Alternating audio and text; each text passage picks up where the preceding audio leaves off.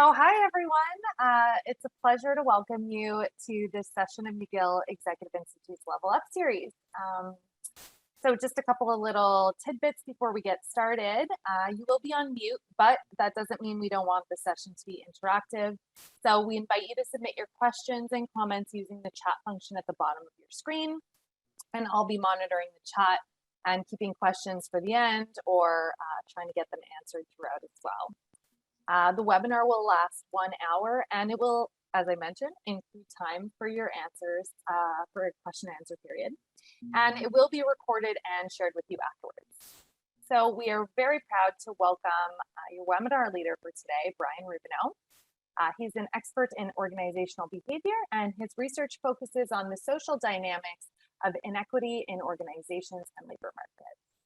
My name is Pamela Sorrenti. I am the Director of Public Programs at McGill Executive Institute, and I'm moderating this session today and ensuring all your questions get answered.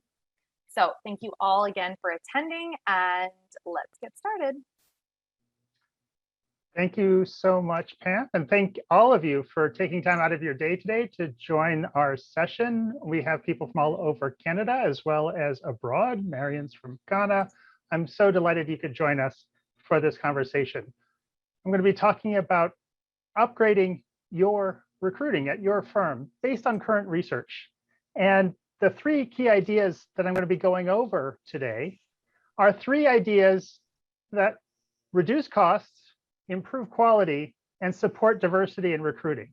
I mean, who wouldn't want those things, right?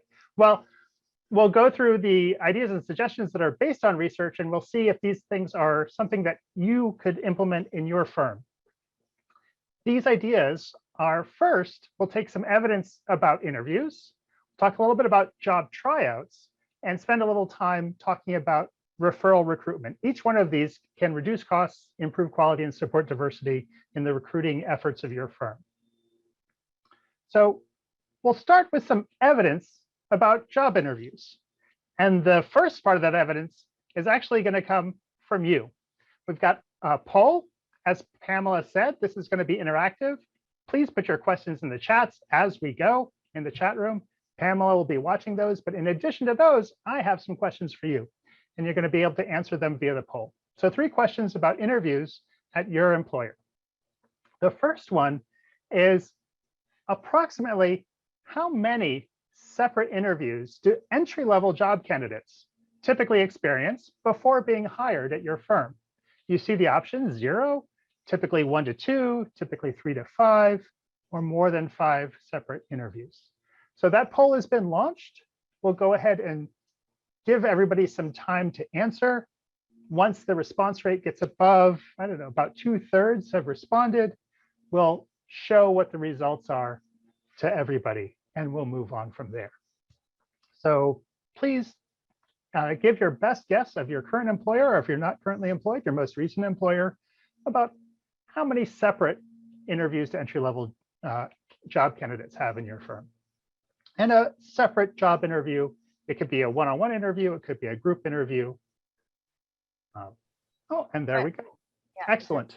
So we have 71% participated, and we can see for the most part, 1 or 2 separate interviews for entry-level positions. But some firms do 3 to 5 or even more than 5 for entry-level positions.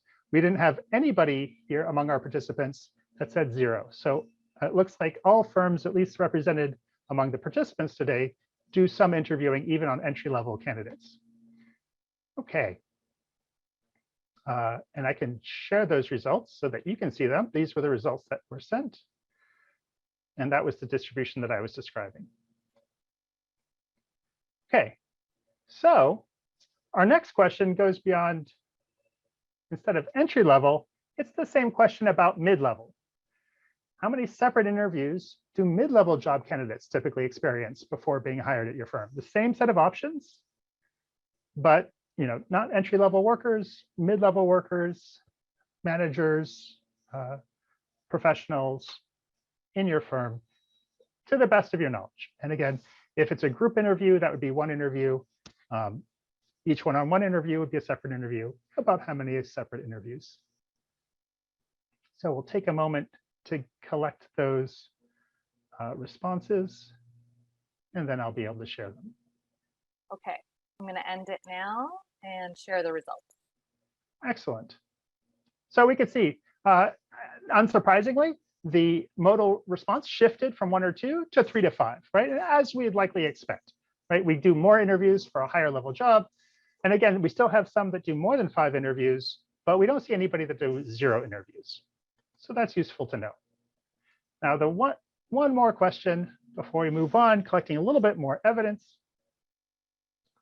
And that is, to the best of your recollection, how many separate interviews did you go through, you personally, before being hired for your first job at your current employer? So not an internal promotion at your employer, when you were first hired by your current employer. How many separate interviews did you go through? And I think we have another poll for that as well. And we have the same set of options. All right, we're at about 71% again. So I'm going to end it and share the results. Excellent. Okay, so we do have 2 people who were hired without an interview, but for the most part, people had at least 1 or 2 interviews, and many people had more. Excellent. So thank you. The results are what I expected. As we can see, almost all firms go through interviews, and most firms go through multiple interviews, particularly for higher level job positions. Now, with some of that evidence, I also want to talk about another firm, the experiences at Google. Let's talk about Google. Google had a reputation of doing a lot of job interviews. When they prided themselves on transparency, and whenever they were hiring a new person early on in the firm, they would allow absolutely anybody and everybody currently at the firm who wanted to interview this new person to interview that new person. They would have literally dozens of interviews for a candidate sometimes. Interviews over not just multiple days, but over most of the days of a week, right? Literally dozens of interviews. Well, Google quickly recognized that that may not be that efficient, right? We all know interviews are expensive. They're expensive because it costs a lot of staff time to do. We're asking current staff members to take time out from what they're doing and engage in these interviews with potential job candidates. It's a very costly enterprise to engage in interviews. And the more interviews we do, obviously, the more cost. And so Google asked a question. They asked, how many separate interviews do we need before the assessments from those interviews kind of converge, right? And such that an additional interview isn't necessarily giving us additional information. So they have all the data they want on their own employees. They collect lots of data upon application. They have data on productivity. Everything they do is online and surveyed and logged, so they can evaluate the performance they can evaluate both the performance and how many interviews they had and how those assessments from these interviews converged. And they came up with an answer. Their answer was 4. That once they did 4 interviews, the 5th interview, 6th interview, 7th interview, those weren't adding useful information. The assessments had already converged. And they said, hey, rather than doing dozens of interviews, let's just stop and stop at 4. And we won't do any more than 4 interviews going forward. Now that already saved Google a lot of money, a lot of staff time, a lot of resources. And so they declared victory, and they were very happy with that result. But one of the things I wanted to highlight is the question that Google didn't ask. And the question that Google didn't ask was, are the interviews actually providing useful hiring information? They were asking, when does the information converge? And they could find when the information converged. They didn't ask whether it converged on information that was actually useful and helpful for hiring. Now, it's understandable that they didn't ask this question because it's a very difficult question to answer. To be able to answer that question, you need information on people who were hired with interviews and people who did not have interviews and were hired. And Google and almost no firm is willing to say, okay, well, we'll just start hiring people without interviews, right? It's the kind of thing that we've always done it. We've always hired with interviews. Who would hire somebody without at least interviewing them once? But you'd need some kind of structure like that to really be able to answer whether the interview was adding something useful. Well, fortunately, most organizations don't do this, but there have been some natural experiments and situations where we can get some insight into this. And to give an initial hint to the answer, we're going to go to Nobel laureate Richard Thaler. Richard Thaler won the Nobel Prize in Economics in 2017. He's considered one of the father of behavioral economics. He wrote a book with Cass Sunstein called Nudge, which was extremely popular and translated into many languages and influences government policies for countries around the world. And their book, Nudge, Thaler and Sunstein's book, Nudge, was just, there was a new version. They did a new edition this year. And just last month, the podcast Freakonomics was interviewing Richard Thaler about behavioral economics in general. And he said something that I thought was very useful for today. I wanted to end this conversation with Thaler by hearing whether he thinks the behavioral economics revolution he helped start will have legs, or if this is a fleeting moment. Well, I don't think it's a fleeting moment, but what I would say is there are opportunities to apply behavioral economics in all kinds of domains. And the place I think that's ready for a revolution is human resources. What are some of the mistakes they're making? Can we start with job interviews? Those are pretty much useless. Because the relationship between the quality of the conversation and the quality of the work are zero? Is almost zero. Almost zero. So, oh my goodness. Richard Thaler was just asked about behavioral economics and the future of that field. And the first thing he says is, well, HR is due for a revolution. And the first idea about what is due for revolution in HR is that doing away with job interviews would be massively helpful to most organizations. And as he said, the information provided by job interviews is almost zero. Now, why would he say it's almost zero? Like I said, it's a very hard question to answer well. You need to do experiments or have natural experiments, but every now and then, these kind of experiments or natural experiments occur. And an example of one of those was at a medical school where they had an admission process and they had a group of students that were rejected based on their interviews. But then for administrative reasons, they ended up admitting those initially rejected students.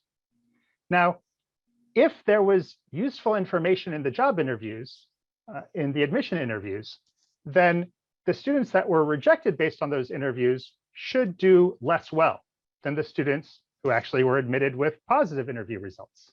And they could use this natural experiment to see if that's actually the case.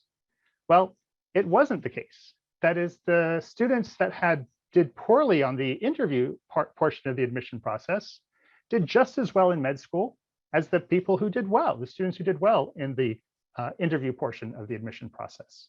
And their conclusion was that the traditional interview process probably does not enhance the ability to predict performance. It's the kind of thing that schools have always done, but it's not actually adding value. And as we've said, and as we know, it's a very costly process. So we can see where this kind of idea that interviews are adding basically zero information or almost zero information. Now, Thaler gives the almost zero as kind of a cover, right? Maybe there's some useful information there, but the synthesis of the research suggests it's actually worse than that.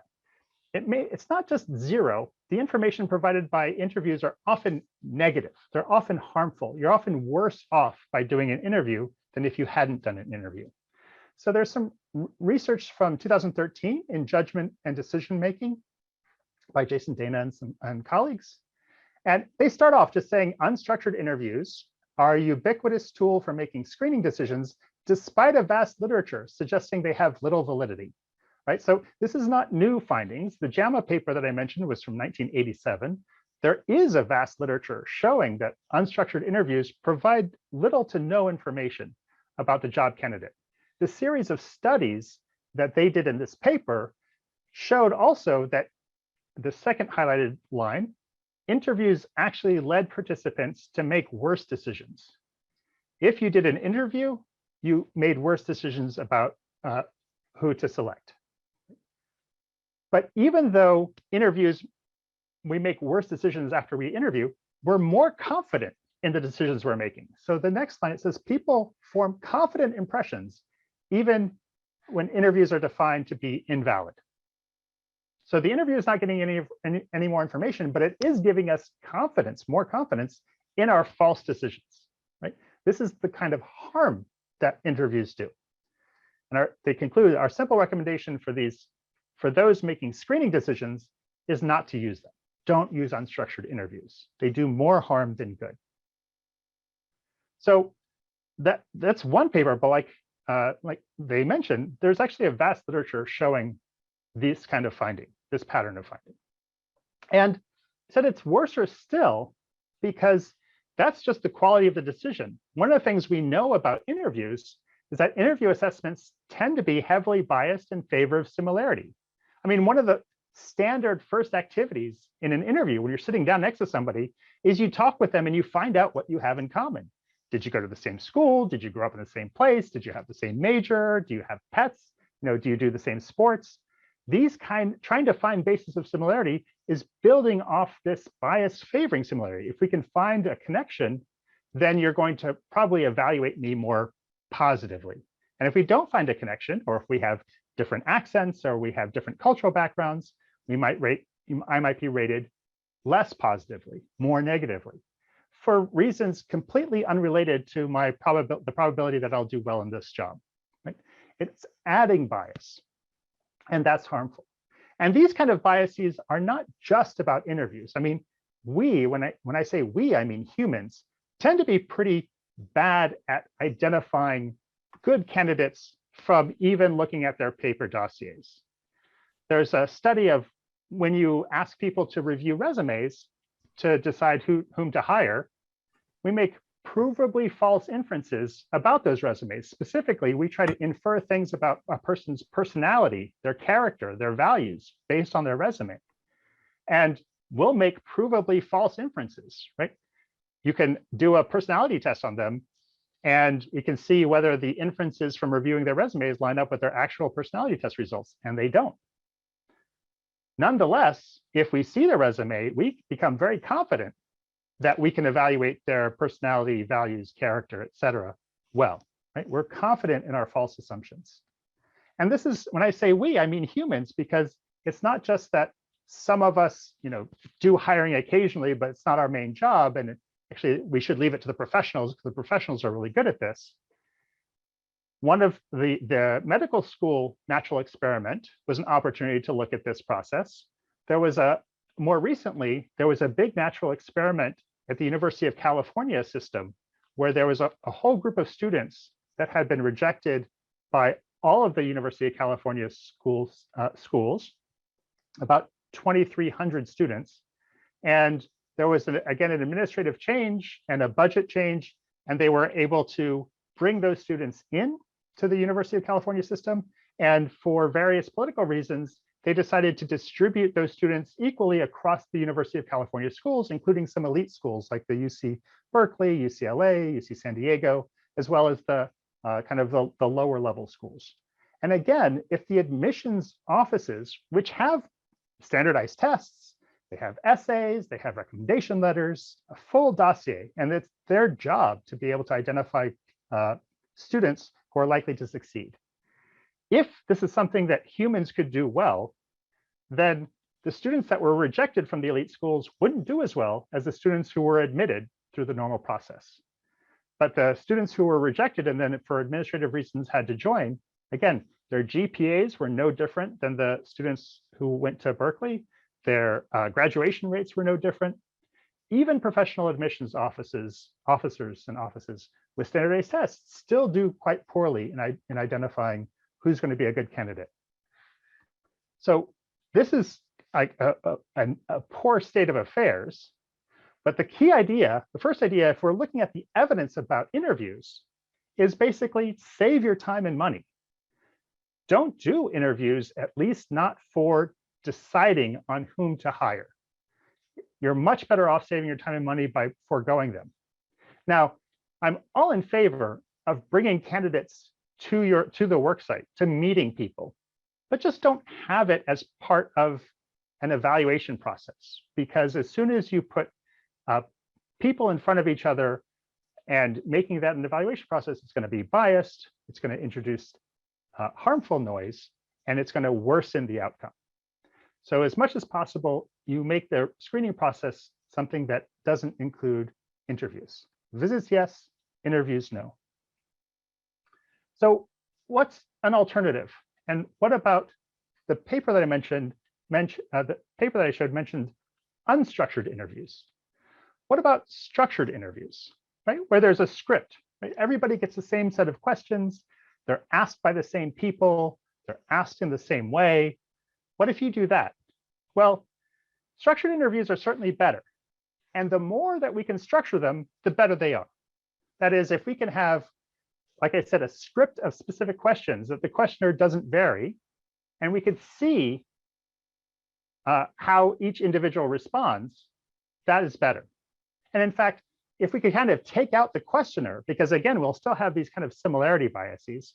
If we could just have a person responding to questions that, for example, that appear on a screen, and they could record their responses, then that would be even better, a better structured interview process that takes out bias. But now what are we getting into?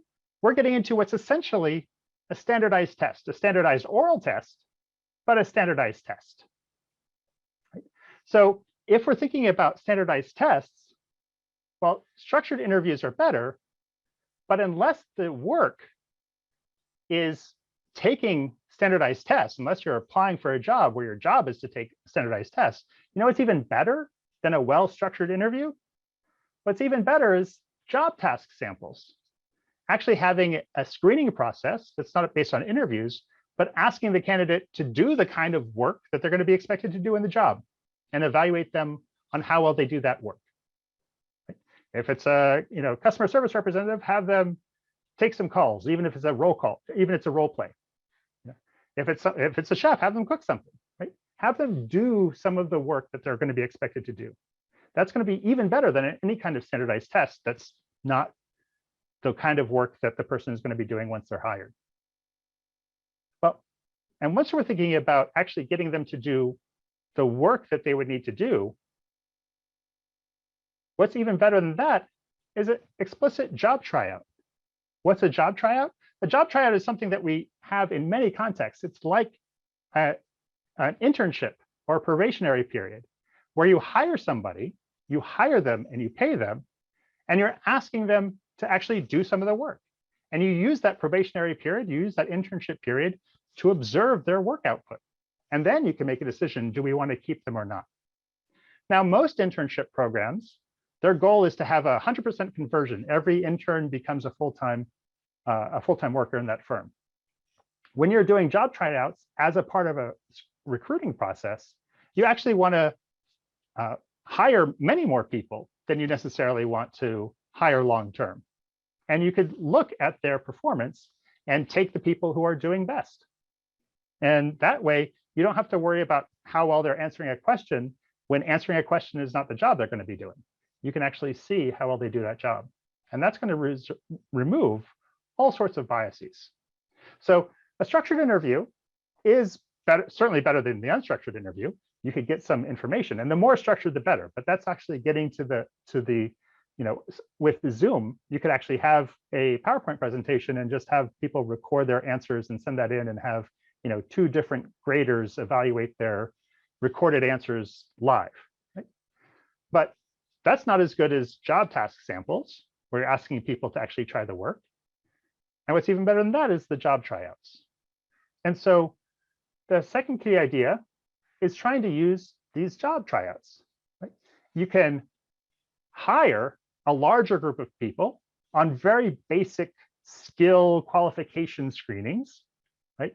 You're not hiring them necessarily for long term. You're hiring them for a probationary period where you can observe their work output. And you could plan to advance only those needed. Now, the advantage of this kind of approach is that, well, before with interviews, you were asking all your employees to take time out of their day to interrupt their regular work and give their time to screening lots of potentials, only a few of whom are going to be hired. And it's this big investment of time and resources from the firm. When you're doing job tryouts, these people are actually working for you and you're getting deliverables from them. You're receiving work products. and you can evaluate their quality. And once you can evaluate their actual job performance, those decisions are going to be less biased. They're going to affect, you'll be able, there's a fair amount of research showing that it's going to reduce gender inequality. There's a whole range of stereotypes that go away once you actually observe people's behavior. And so it's going to actually promote diversity. And then one of the other things that's possible that's worth mentioning in these job tryouts is the possibility of team hires. There's one kind of interesting paradox in that in most organizations, most of our work is done in teams. But for HR, hiring, promotion, all these kind of decisions are done individually. Now, there's good research done on financial analysts that show if you identify a star financial analyst and you're able to hire them away from their current firm, well, if you take them away from the team that they've been working in, they're not a star anymore. They're not going to perform at that level. Somebody who looked like a star as an individual, they were a star in the context of their team. And if you can't move the whole team, you're not going to get the benefits of the star that you're hiring. And so there's scholars that are advocating what are called team liftouts when you're trying to hire people. In part because a lot of the performance depends on how well we work with each other. And one of the nice things about job tryouts, you can actually think of hiring groups of people, hiring teams of people, keeping them together because they work well together. So these are some of the many benefits of job tryouts. And that's the second key idea. Now, and I see some questions coming through in the chat, and I know Pamela's keeping an eye on those, and she'll raise anything that needs to be raised to my attention because it's hard for me to present and see the chat at the same time. Now, if we're doing this kind of modified recruiting process where we're identifying people based on a minimal set of skills, the minimum required, we're bringing them in for job tryouts, one of the things that we critically need is we need to make sure that our applicant pool is filled with quality applicants as much as possible. Right? And so the question is how? And this is another place where this leads to a question that I'm going to pose to you.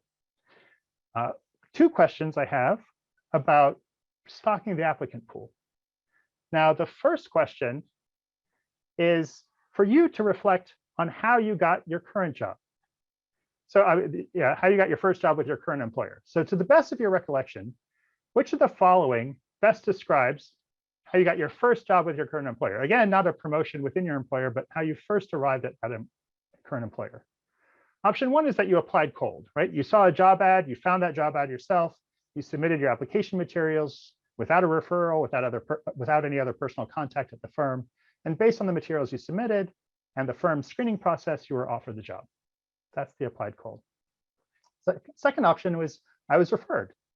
One of my social contacts, it could be somebody who is an employee at the firm or another contact, informed me about this job opportunity at the firm and encouraged me to apply. I applied and got the job. And three, there could be an other category, so that you got your first job with your current employer via some other route, right?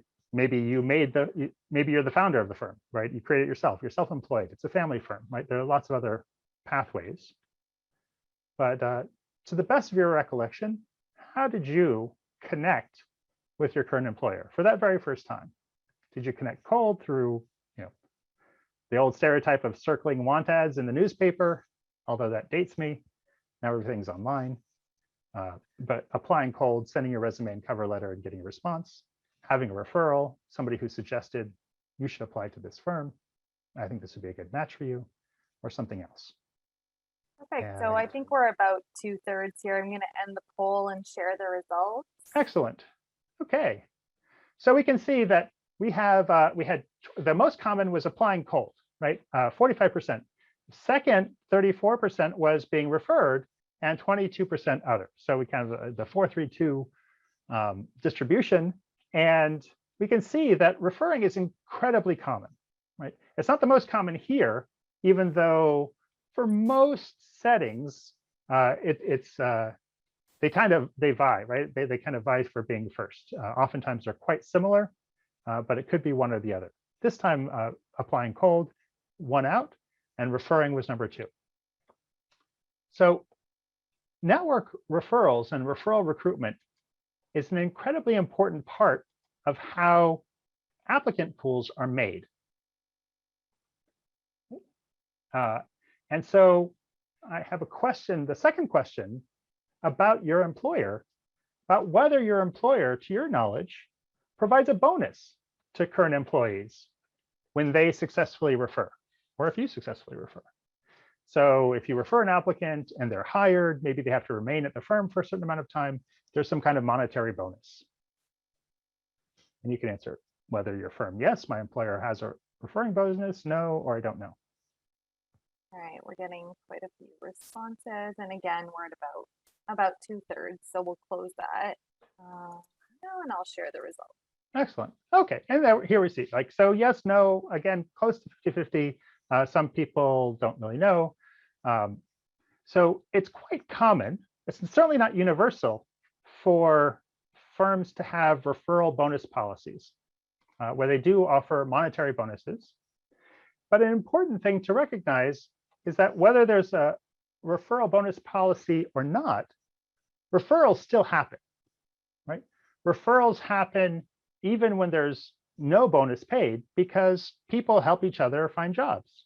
And we're just talking, I mean, in many organizations now trying to recover from the pandemic, hiring is a important task and it's a difficult task. And people are talking about, oh, do you know anybody good who could apply to this job? Right? That's a very common conversation. And those conversations happen even without the prospect of financial reward. Referral recruitment is pervasive. In fact, it is empirically the most common form of job matching, even when there's no bonus. And that's because large firms, for the most part, tend to have referral bonus policies, but almost all small firms, and small firms tend to employ more people who don't have the budget for an HR department, do most of their recruitment via word of mouth, these referral recruitment. One of the things we know from the research is that referral recruitment is an incredibly low-cost method. It's efficient. It's a low-cost method of generating high-quality applicants.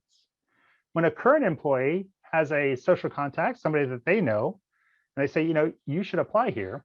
Well, our social contacts tend to be similar to us. We talked about a similarity bias that was present in interviews. Here, that similarity bias is something that's being leveraged by the firm, that if you have somebody that has the skills, temperament, and capabilities to succeed in your firm, chances are the people in their social network will likely have those same characteristics and qualities.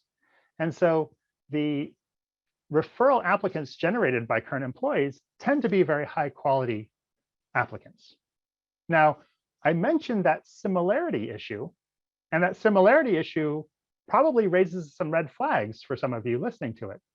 Because what about the diversity claim? Right? If we're having current employees refer people in their social network, and their social network tends to be people who are very similar to them, doesn't this reproduce any kind of diversity or lack of diversity or segregation in the job or firm? Isn't this the old boys network? Well, interesting, not really. And this is an area that is actually some of my own research, and I can give you a simple illustration. So let's imagine we have a firm that is 1,000 people. And we'll go ahead and say that this 1,000-person firm is 25% women, 75% men. And we'll see that in the top line of this table. And the 750 men and 250 women, everybody generates referral applicants, and they generate referral applicants that are 90% same group as them. So men, the referral applicants generated by men, 90% of the time they're men, 10% of the time they're women. And the referral applicants generated by women, 90% of the time they're women, 10% of the time they're men. Well, if we have these 750 men, that means 10% of the time they generate women, they generate 75 women, and they generate 675 men, like we see on that second line. And the 250 women, 10% of the time they generate men, so 25 men and 225 women. We put that together and we have a new composition, the second generation after referring, that's 700 men total and 300 women total, or 30% women. We've actually integrated a little bit. And we could carry that process one more step. Again, men and women generating referral applicants, the men generating men 90% of the time, the women generating women 90% of the time. And the next step, we get 660 men and 340 women. We go from 30% women to 34% women. It's integrating. Right? So this is just the way that math works if everybody's generating referral applicants and everybody is generating similar applicants at the same rate. This was the point of some of my research called tipping points that looked at when network recruitment contributes to gender segregation and when it contributes to gender desegregation. And we find that in isolation, network recruitment, even with segregated networks, is more likely to desegregate than segregate. That doesn't mean it always desegregates. There are situations where it can segregate. So what matters for that? Well, what matters is who refers. Are all groups generating referral applicants at the same rate? In our little table example, all men generated one referral applicant each. All women generated one referral applicant each. Maybe one group is actually generating more referral applicants than the other. That can tip the scales in one direction or the other. And also, who gets referred? In the table example, we had both men and women generating 90% same group. But maybe a group is generating even more, like say 95%, and the other group is generating not so much, maybe 60% same group. Those differences will also tip the scales, leading to segregation. So these group differences can tip the scales. And an example, we have some empirical examples of this. One of them is Immigrant Enclaves. There are some scholars, Waldinger and Lichter, who were studying how immigrants coming into various urban groups tend to congregate in certain occupational categories. And it's different from city to city, right? So there's no kind of relation between the actual immigrant group and what occupation they may occupy in a city, but they tend to cluster. And an example from an interview they did of a hiring manager mentioned the effects from these referral process. Once one has one Hispanic, you have 2 or 3 more, and this brings about a chain reaction. The same thing happened with our accounting department. Once we hired an Asian, they seemed to be all Asian.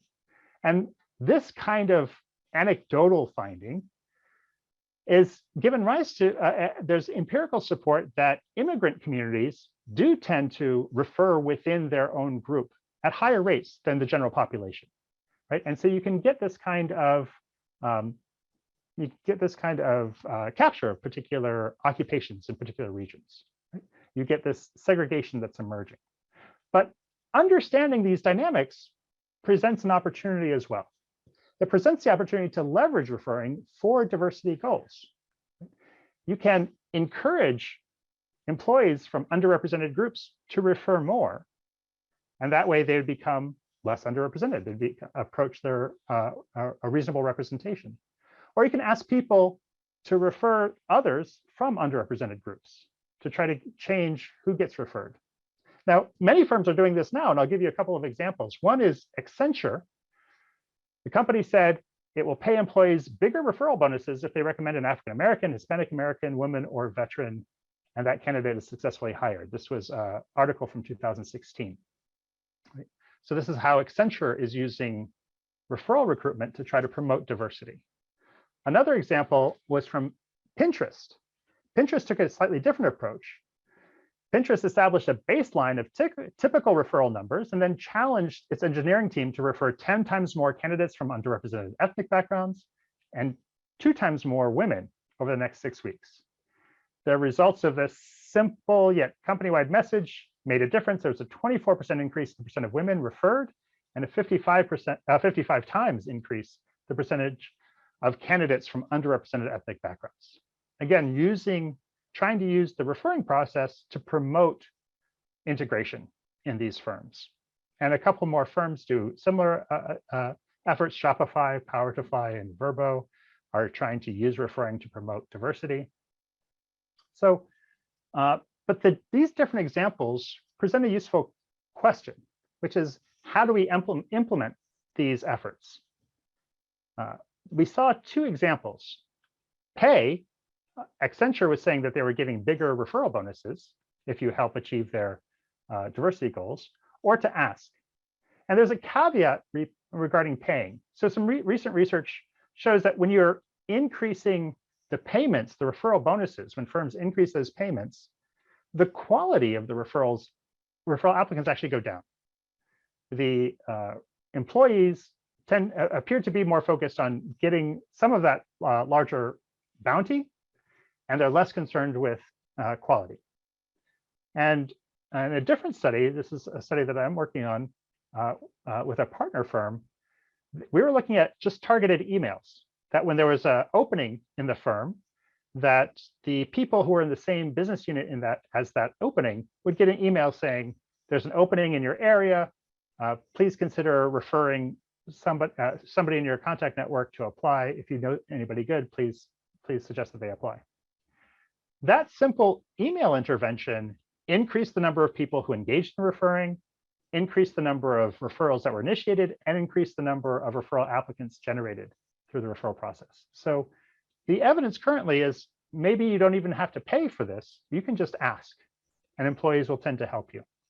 And there's pretty good research saying that when we ask people for help, they tend to help. So this is the third key idea, and it's leveraging referral recruitment. Referral recruitment is a lower cost recruitment mode than other forms of recruitment. It generates higher quality outcomes, and it can be leveraged for diversity goals. The implementation of this is quite easy. You can just ask your employees to help, and you can see results. So these are the three key ideas that I wanted to cover today, right?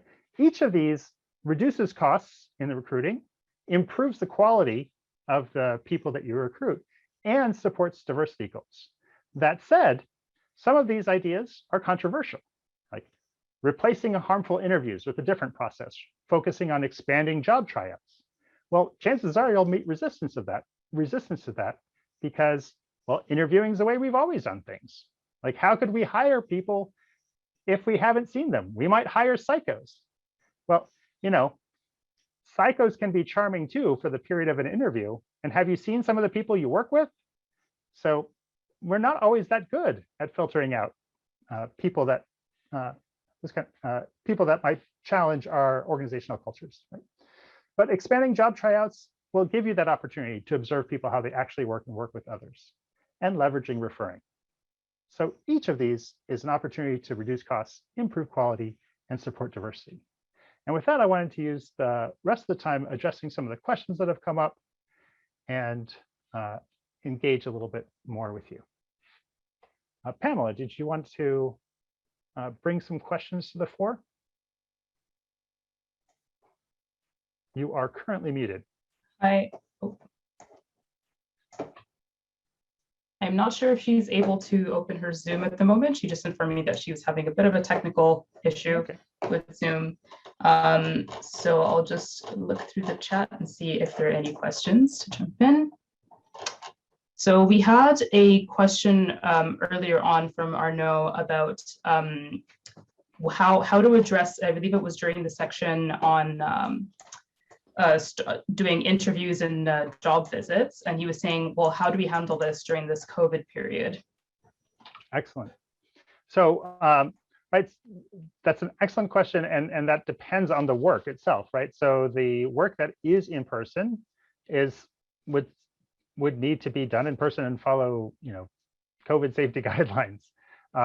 Increasingly, we're finding ways to do work remotely, and the possibility of actually hiring and engaging with people remotely is something that organizations are exploring, right? So anything that's involving knowledge work can be done remotely, and there's I'm sure we probably saw the ads for places during COVID that were saying, if you can work remotely, come, stay at the beach and work from here, right? And different places trying to actually attract remote workers to bring in some funds to what would normally be tourist areas, right?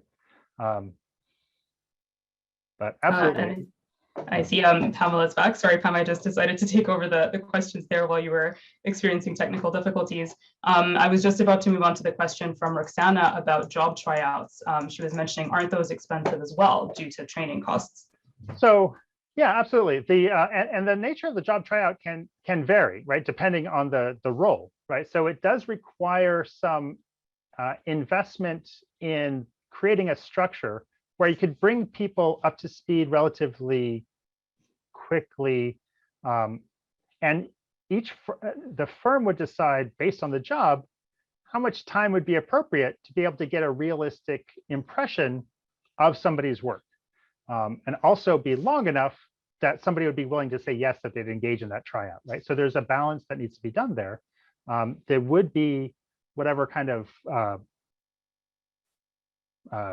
a training period to make sure that they could do the work, but it doesn't have to be like the full job, right? You could do a couple of simple not dumbed down, but simplified tasks that are representative of the kind of work that get done, to try to reduce those training costs, certainly the training time, and then see how these people work in that context. So absolutely, it's not the kind of thing where it's going to be free, but it's a different kind of costs. The interview costs, like there's no real gain from those, right? Except potentially the work returns of a new employee. But once you train some people, you're actually going to be getting work product from them. Yeah, Pamela? Yeah, so just to follow on to that question, simple tasks. One of the questions throughout this session was, other than entry level roles, how could you, possibly have somebody come in for a job tryout when they potentially have a firm offer from another employer? Right. So that's going to be one of the challenges of breaking the norms of trying to say have a tryout with us. Although in truth, most organizations, even when they provide an offer, do have what are called probationary periods, right? And those are typically 6-month periods or something along those lines, where you could and not necessarily renew, right? And they go into those positions recognizing that. The idea was that some firms would actually you could have that probationary period and expand that, right? And make it more realistic that, well, okay, not everybody is going to move forward. And so this is a suggestion in a larger organization where you can have groups of people doing the same kind of task, right? This is not a small firm solution, although probationary periods are still a good idea. That makes sense. That it's, yeah. And that was another one of the comments was essentially isn't, the probationary period a job tryout. So it kind of feeds into each other. Another one of the questions that came up was, should candidates be paid for the work? I mean, during, job task samples or during, well, obviously job tryouts, they would be paid. But so for job task samples, should they be paid for that work? I mean, I would think so. I'm against the non-paid internship practice that gets done in some places. I think not Canada, but elsewhere. But I mean, it depends on the sample, right? So if you're interviewing a chef and you can ask them to come in and cook a meal for you or something like that, well, maybe you don't have to necessarily pay them for that meal, but you provide them the resources and that kind of thing. But it's chances are, I mean, that wouldn't be if you're doing like a 1-hour job task sample, right? That's not going to be a big expense anyway. Right. The idea is to do other things. Mm-hmm. And kind of playing onto this from the other questions from the audience, that might work with if you have a very small applicant pool. But how can you screen hundreds of candidates without an interview process? How can you do that efficiently? Oh, so if you go, the thing is the interview process is not at all efficient, right? So when there's actually an excellent level up session that was already done by my colleague Matisa Hollister about AI in HR and AI in organizations. But this is an increasingly common approach for organizations that have a lot of interviews. AI does have problems, but it's constantly they're being addressed and being fixed. And it's not like the human-based screening don't have problems of their own, and they're often closely related to each other. But the screening on basic on basic skills and then evaluating on their actual work product is like the whole idea is that if somebody meets the formal criteria for, like, they have the training, they have the experience to do a particular task, you bring them in and see how they do it. And you could bring in a group of people to see how they do it, and you could see which ones work the best.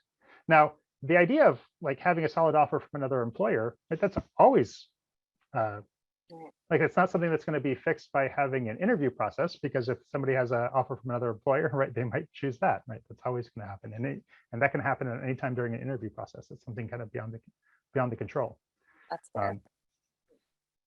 But there are many people don't apply to one job and wait. They apply to multiple jobs that fit their interest, right? So another one of the questions was, how can we design a tailored, structured interview to scan required skills like grit, learning skills, adaptability?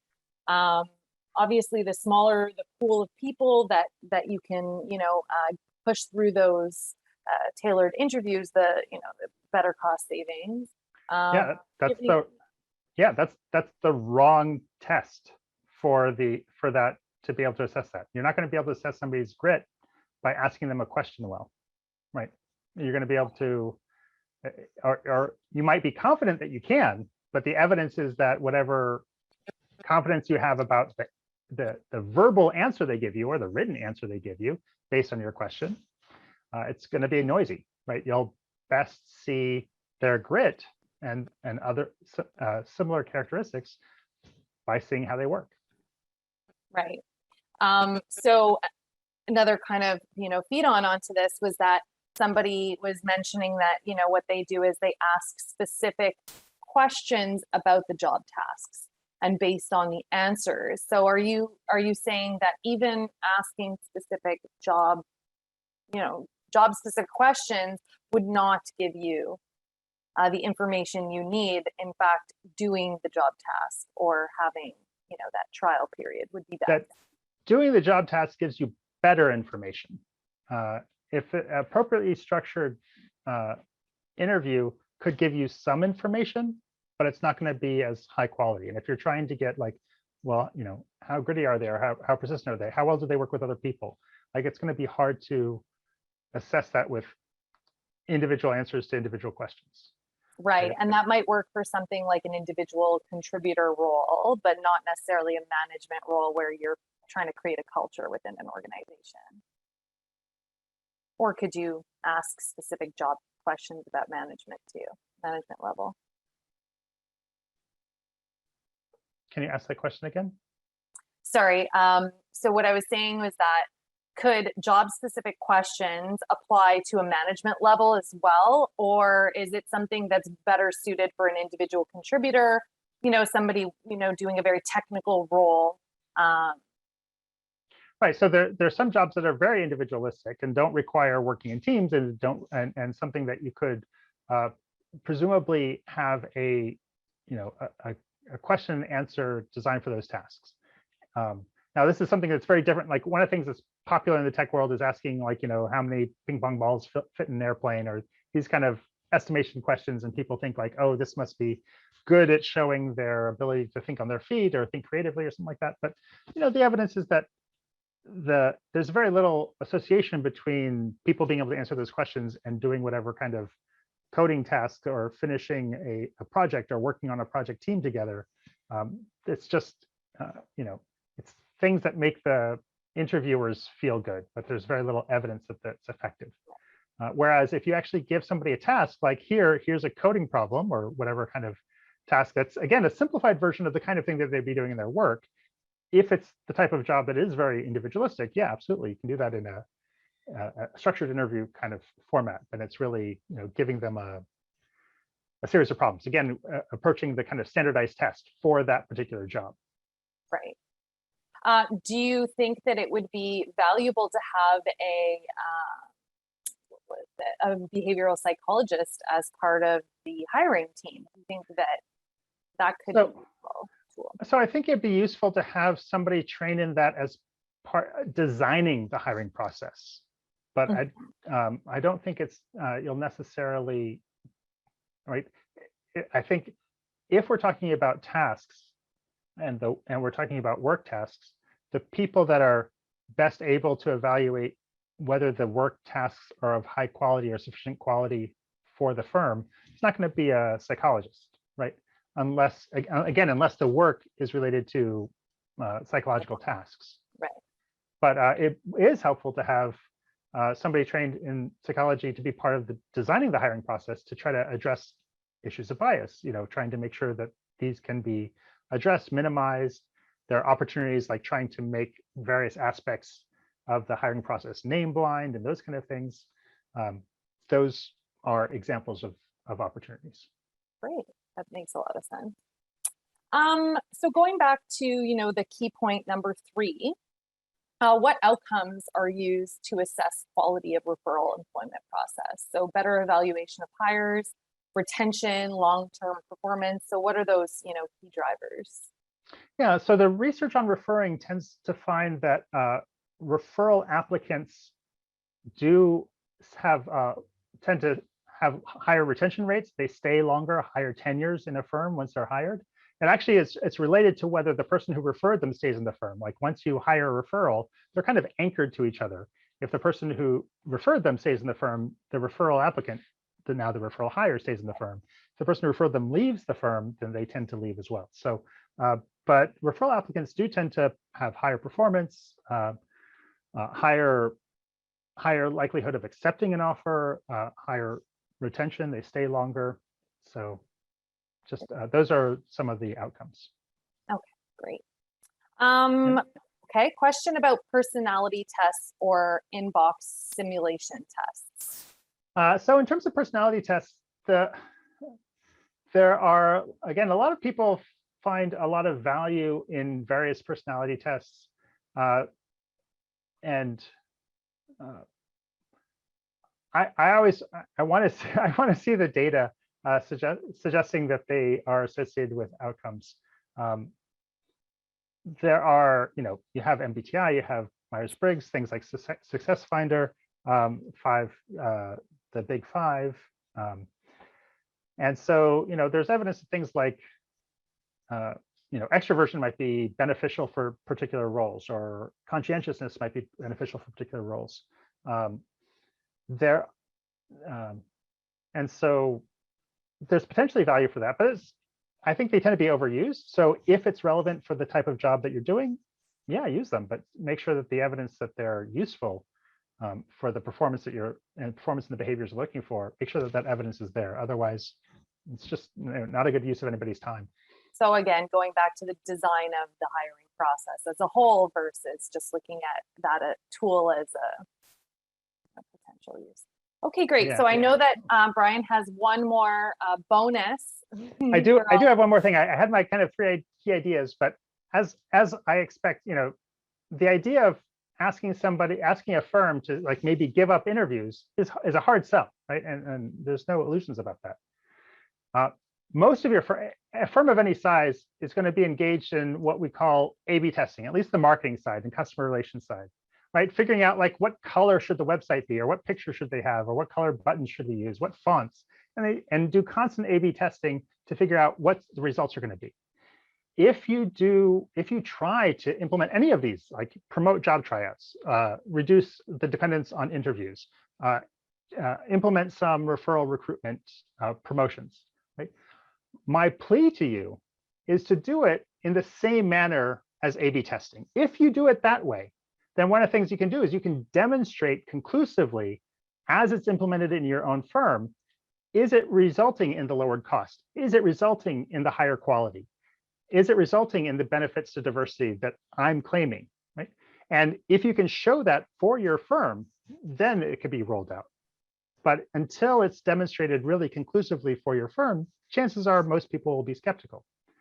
And if you're looking for help implementing an A/B testing kind of design for implementing practices or policies in your firm, please reach out to me, reach out to my colleagues who do these kind of collaborations and work with firms to try to implement these kind of experiments to exactly learn what the effectiveness of these interventions are. So for that, Let me leave you with my email, brian.rubineau@mcgill.ca, or even shorter, OBAC, which stands for Organizational Behavior Area Coordinator at mcgill.ca. Send me an email or look at our website, find one of my colleagues who's doing the kind of HR or other kind of practice that you're interested in trying to implement. And when you try something, implement it as an A/B test. So with that, I'll say thank you Great and advice, turn it back over to Brian. Pamela.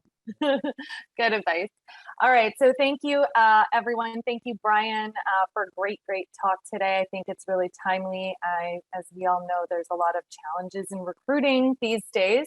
So I think this was very helpful. Thank you, everyone who made this session a success. And this is actually our last level up session for this series. And we will be back in the spring again with a whole new series of interesting topics. So we hope to see you then. In the meantime, please do follow us on social media, as well as subscribe to our mailing list so that you can be informed of when the next sessions are on. All right, have a great end of the year, everyone.